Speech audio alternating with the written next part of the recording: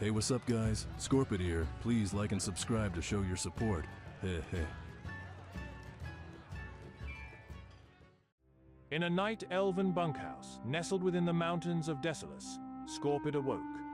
The warm, clear weather and the gentle ocean breeze drifting through the mountains set a serene scene, but Scorpid knew this was just the calm before the storm. Nigel's Point, a small Alliance settlement, emerged as a green oasis in the desolate expanse. Surrounded by rugged mountains, it provided a uniquely cool climate, making it a pleasant anomaly in the otherwise arid region. Here, Scorpid prepared himself for a day of profit-seeking through an array of odd jobs.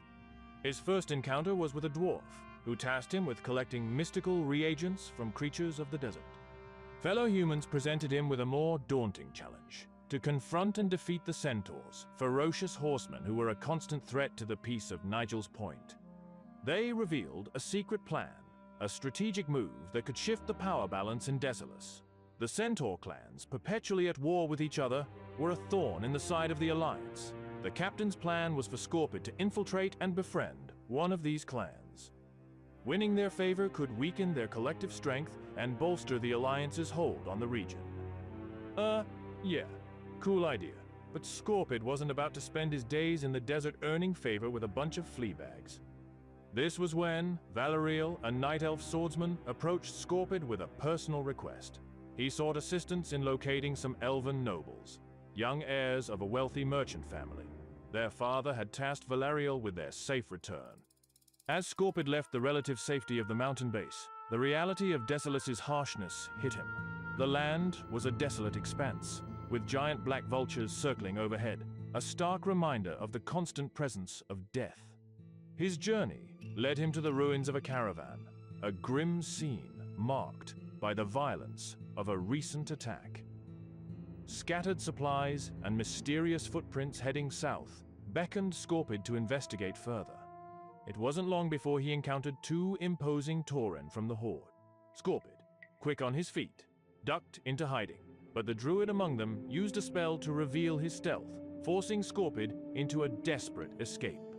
Barely managing to retain his boon of Blackfathom, Scorpid continued, following the mysterious footprints to a decrepit fortress overrun with members of a shadow cult. He witnessed a brutal conflict between members of the Horde and the shadow cult's warlocks. Scorpid's agility and stealth allowed him to navigate around this chaos, leading him to a startling discovery. Dalinda Malam, one of the missing elven nobles, was held captive. Sadly, her brother had seemingly joined the shadow cult, complicating the rescue. Scorpid and Dalinda escaped through the war-torn corridors, constantly vigilant for both the cultists and a lurking troll hunter. Fortune smiled upon them as they reached the entrance without encountering the Horde. During his reagent hunt, Scorpid had a chilling encounter with a forsaken sorcerer, staring him down from a distance. Sensing a potential trap, Scorpid chose to slip away into the desolate landscape unseen, rather than be baited into attacking. He couldn't shake the feeling that a Horde rogue was lying in wait, besides the Forsaken, to join the fray. Scorpid allied with a small Kodo caravan, helmed by two resourceful goblins. Tasked with escorting the caravan southward for trading, their motives seemed pointless, considering how desolate this land is. Their path was fraught with ambushes by centaur attackers and menacing demons. The ever-present threat of the Horde loomed too, so he had to remain vigilant. Scorpid's perseverance paid off. Upon safely reaching their destination, the goblin contact rewarded him handsomely. In addition to providing escort, he successfully tamed wild Kodos, using a magical stick to guide them to the Kodo caravan stables. However, the most intriguing development in Scorpid's journey came from unraveling the mystery behind brutal attacks on Alliance camps. Scorpid's investigation led him to Bibli, a contact he had previously helped. I've found a couple of scenes like you described, Scorpid. Always camps of humans and dwarves. Rumor among the caravans is a group of Horde marauders did it. Seems likely given the victims, and how brutal the attacks were. Apparently the bandits fled Desolace once an Alliance marshal got hot on their trail. If you're looking to track one of them down, I'd check in a port town. Might catch one trying to get a boat to somewhere. The prospect of following this new lead was the perfect excuse to depart the arid climate of Desolace, and he soon set forth to Booty Bay. Ah, our boss wasn't with the Horde. She was a night elf named Ilari Duskfeather, and if you're looking for her, she once mentioned a hideout somewhere near Arathi.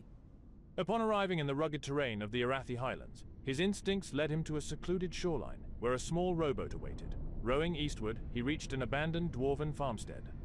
Scorpid's attention was drawn to a formidable night elven woman standing ominously on the dock. However, a ginger cat lounging on the dock momentarily distracted him, offering a brief respite from the tension. Confronting the night elf, Scorpid questioned her about the attacks, wondering if they were both chasing the same marauders. To his utter shock, she revealed a shocking truth. Kalimdor belongs to the Night Elves. I refuse to see it defiled by the lesser races. Dwarves and humans are inferior to elven kind. If our leaders cannot protect us, then I will do what must be done. What about gnomes, though? It was implied I hate gnomes too. That we can agree on, but unfortunately for you, I'm a human. I know, idiot. Now I'm going to kill you, weakling. Their conversation escalated into a fierce battle, showcasing their evenly matched skills. However, Scorpid's unique techniques and the potency of his poisons gave him an edge. In a twist of fate, the night elf vanished, using a trick all too familiar to Scorpid, leaving behind only a pouch containing a key. Inside a chest near the dock, Scorpid found a jewel-encrusted box housing the Rune of the Poisoned Blade. Activating this rune, he gained the ability to throw poison knives, a skill that promised to be a significant advantage in his future endeavors. As night fell over the Arathi Highlands, Scorpid found solace in one of the abandoned dwarven buildings. Lying in the comfort of the well-furnished dwarven hideout, Scorpid closed his eyes.